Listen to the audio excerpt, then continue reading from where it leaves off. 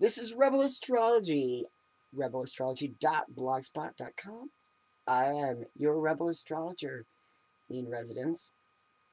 Drop me, Andrew, Andy, like I say, whatever. This time I want to talk about something that is on the tip of a lot of people's minds. It's spring. We're in the heart of spring.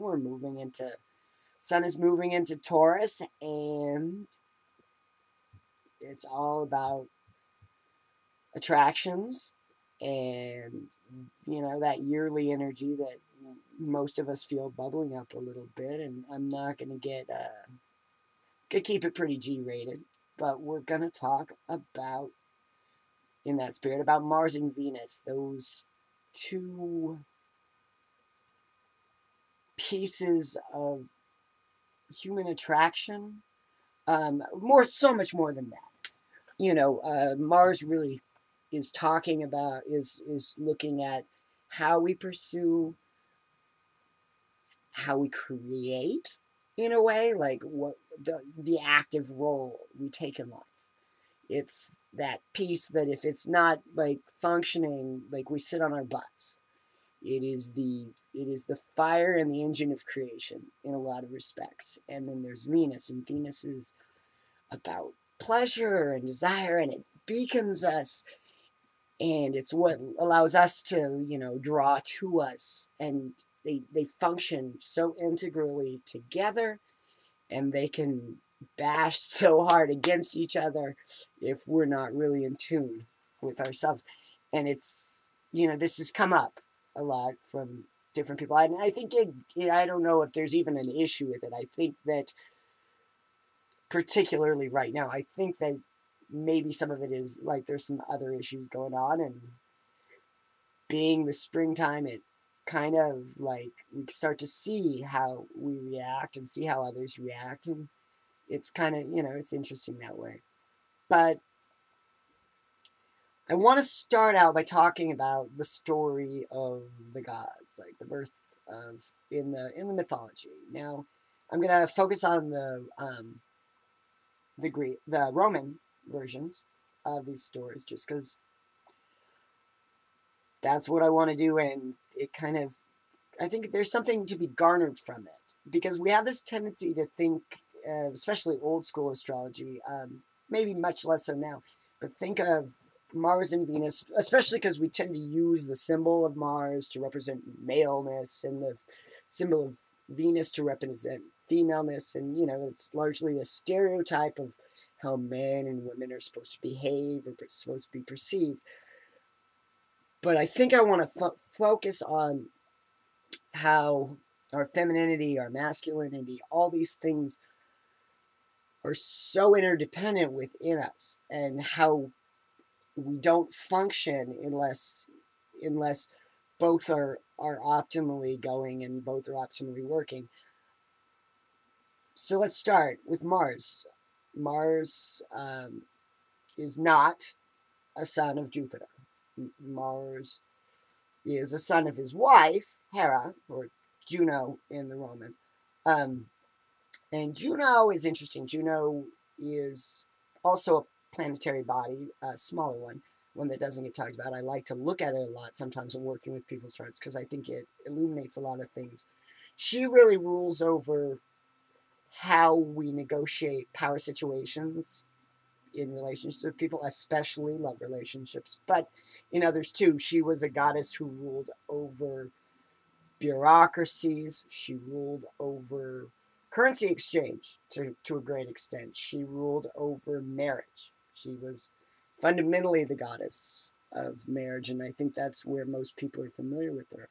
Now, when Minerva sprung from Jupiter's head, which she supposedly did, without anyone else, Minerva, without anyone else's help, Juno became jealous, which Juno does, according to the stories from time to time. Probably not at all due to the fact that Jupiter was kind of a philanderer who wasn't incredibly respectful of other people's space, or, communicating, or, any of those small things. But And I think Juno really gets a bad rep that she doesn't really deserve. But she became jealous, and so she went to Flora, this goddess of flowers, and Flora gives her a flower that will impregnate her on the touch and allow her to conceive without a male. And from that, she produces Mars. Now, originally in Roman mythology, Mars was a god of agriculture, a god of fertility. As time went on, he became more and more associated with his better known side as the guise as a war god. Now, both of those identities, I think, are very important to our discussion. But it's important to remember that at its base, Mars, which oftentimes in certain circles gets considered like the masculine principle, although I want to make clear that every woman has a Mars and every man has a Venus. And if either of them are not if we're not in touch with their vibrations, then it's not good on either count, no matter who we are. But what's interesting is that I want to stress is that Mars begins as an energy of fertility. An energy of fertility that comes entirely from a powerful feminine space. That this energy of chase and go after and pursuit, that are considered kind of masculine role types, when healthy, is coming out of a understanding of a very feminine conception of power, which is kind of cool in a way if you really think about it. Now, Venus, Venus was also not born of Jupiter. Venus is, in a kind of weird way, roundabout way, kind of an aunt of Jupiter. Now, when Saturn goes to attack his father, Uranus, to depose him, he's given a spike, a large sharp object, by his mother, from his mother Gaia. And with it, he castrates it, chops it right off, and it falls into the sea. And from that, Venus rises on the tides. Venus is born of the supreme feminine, the come hither, the beauty, comes from a very masculine generative idea of creation. And this is where it becomes interesting. A healthy feminine principle, a healthy sense of beauty, a healthy sense of seduction, and seduction is a weird word. It can be used in a lot of people would take it in a bad way. But when I say seduction, I just mean the drawing to oneself of what they want.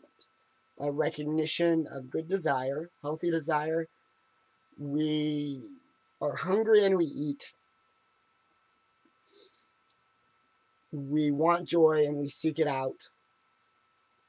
We want bliss and we seek it out. And those are healthy. Those are normal. They're good.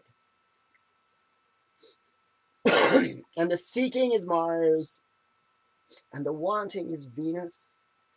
But on the same note, there's a kind of wanting that's reserved to Mars. And there's a kind of seeking that's reserved to Venus.